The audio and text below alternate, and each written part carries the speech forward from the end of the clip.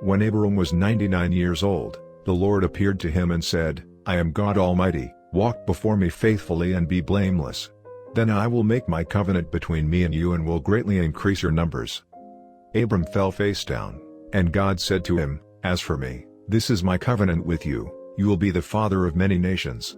No longer will you be called Abram, your name will be Abraham, for I have made you a father of many nations.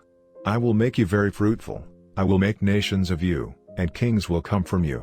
I will establish my covenant as an everlasting covenant between me and you and your descendants after you for the generations to come, to be your God and the God of your descendants after you.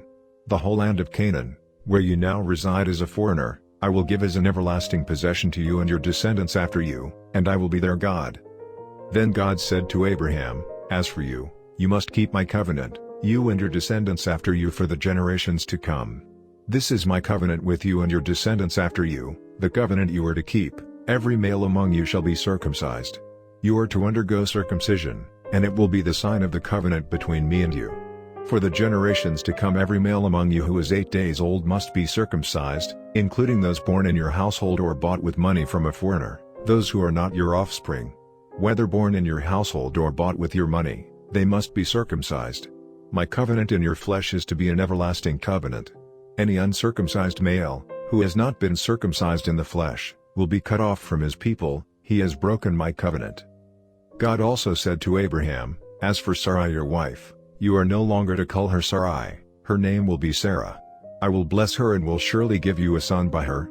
I will bless her so that she will be the mother of nations, kings of peoples will come from her." Abraham fell face down. He laughed and said to himself, "Will a son be born to a man 100 years old? Will Sarah bear a child at the age of 90? And Abraham said to God, "If only Ishmael might live under your blessing." Then God said, "Yes, but your wife Sarah will bear you a son, and you will call him Isaac. I will establish my covenant with him as an everlasting covenant for his descendants after him.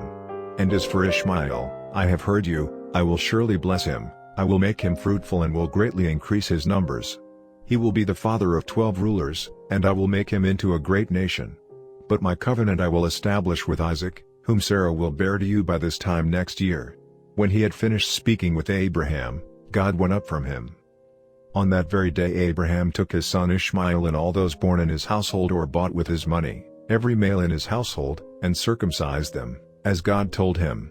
Abraham was 99 years old when he was circumcised, and his son Ishmael was 13. Abraham and his son Ishmael were both circumcised on that very day.